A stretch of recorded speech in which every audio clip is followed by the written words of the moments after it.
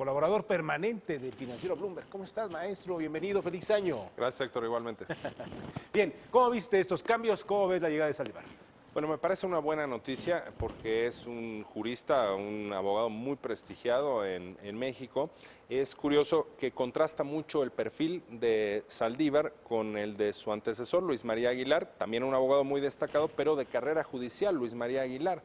Luis María Aguilar, fíjate, Héctor, salió, digamos, o comenzó su trayectoria como taquimecanógrafo en un juzgado y prácticamente ocupó pues todo el escalafón hasta ministro presidente de la Suprema Corte. El caso de Arturo Saldívar es totalmente diferente porque él destacó como abogado postulante, digamos, ejerciendo la profesión por su cuenta y en paralelo con una trayectoria académica. Él tiene obra académica importante, por ejemplo, en materia del juicio de amparo. Entonces, es de estos que se les llama en ocasiones externos en el Poder Judicial. Yo siempre he creído que un órgano colegiado como la Suprema Corte, que tiene 11 ministras y ministros, pues es saludable que tenga una composición, digamos, plural, es decir, que los asuntos se puedan abordar pues viendo el prisma desde diferentes ángulos, desde diferentes perspectivas. Entonces, bueno, pues es Arturo Saldívar el caso de quien viene de fuera del Poder Judicial y además es un ministro que se ha destacado pues por tener posiciones muy progresistas, digamos. Hay ciertos ministros más considerados conservadores, él es de los que son considerados liberales, pues por un cúmulo de sentencias y de posicionamientos que ha tenido en el Pleno de la Corte. Sí, a eso iba. ¿Qué es lo que se puede esperar en materia de discusiones? Porque al fin y al cabo se tiene que discutir entre todos, ¿no? Independientemente de las ideologías o de las posturas que cada quien tenga. En este caso, incluso el presidente sí pesa, ¿no? Obviamente. Bueno, el presidente de la Suprema Corte como ministro, digamos como uno de los 11 integrantes de ese pleno, pues es un voto más, es un ministro más. Aunque bueno, no presenta proyectos justamente porque tiene esta otra función, pues que es más de un administrador de todo el Poder Judicial Federal, que es toda una cosa, Héctor, como sabes. O sea, hay más de 850 organismos jurisdiccionales en todo el país, es una red bastante extensa de juzgados, tribunales colegiados y demás. Entonces, es una función importante, pero de un corte más bien administrativo. También el presidente de la Corte preside al mismo tiempo el Consejo de la Judicatura Federal y es un poco la voz de los jueces en México, ¿no?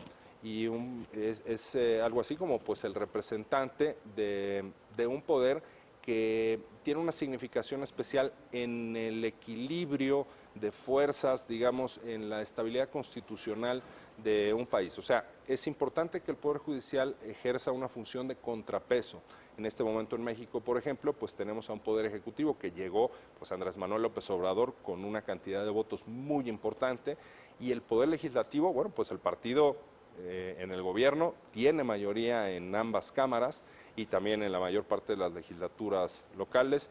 En fin, entonces, si el Poder Judicial quedara doblegado, quedara plegado o quebrado por alguno o los otros dos poderes, tendríamos un clarísimo retroceso democrático, ¿no? Este tipo de modelo hegemónico ya lo experimentamos en el siglo XX en México y no tuvo un buen desenlace, ¿no? Sí, me gustaría recuperar contigo, maestro Duque, parte del discurso del día de ayer, precisamente, del ministro Saldívar, en donde hacía énfasis de la defensa a la independencia del propio poder judicial, pero sin que estuviera aislado del resto. ¿A quién tendría que ir dirigido este mensaje? Y cómo tendría que trabajar entonces en lo sucesivo, porque aparte él mencionaba y hacía también énfasis en el tema de la unidad y de trabajar distinto.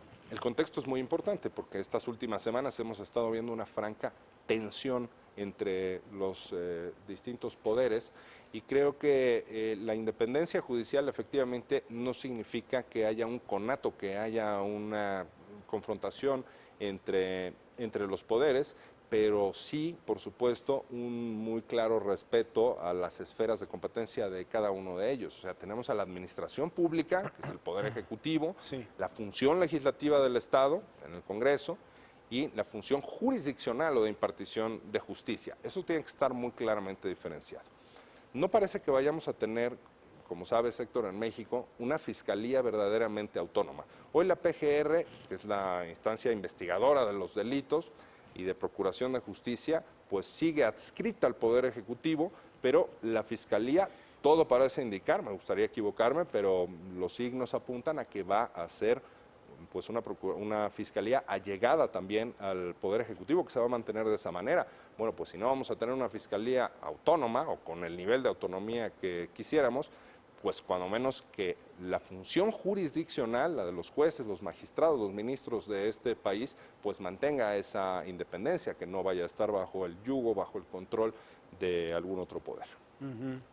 Bien, lo que viene entonces será interesante cómo se desarrolla la relación entre el Ejecutivo y este Poder Judicial con estos, bueno, ahora con esta nueva presidencia, con la integración de un nuevo personaje, ¿no? Que se dice que es afín a Morena, no sé si a Morena, si a López Obrador, ¿no? Pues no sé qué tan afín sea. En todo caso, no debe de obedecer a ningún tipo de mandato de algún otro poder. O sea, de verdad es bien importante que esto de la independencia judicial se cumpla, ¿no?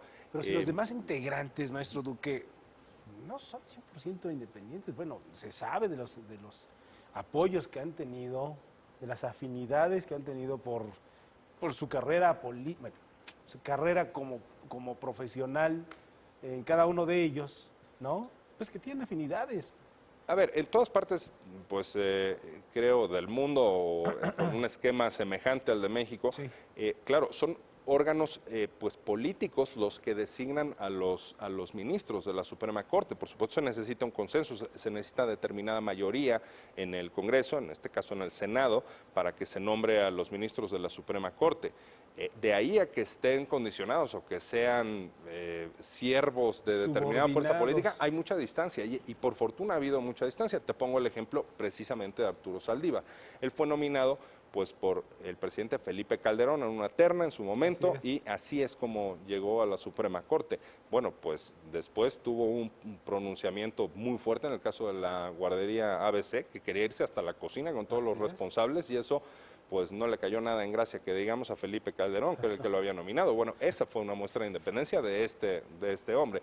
Ahora, yo creo que lo que ha demostrado hasta el momento Arturo Saldívar es justamente que se ha mantenido con una independencia judicial.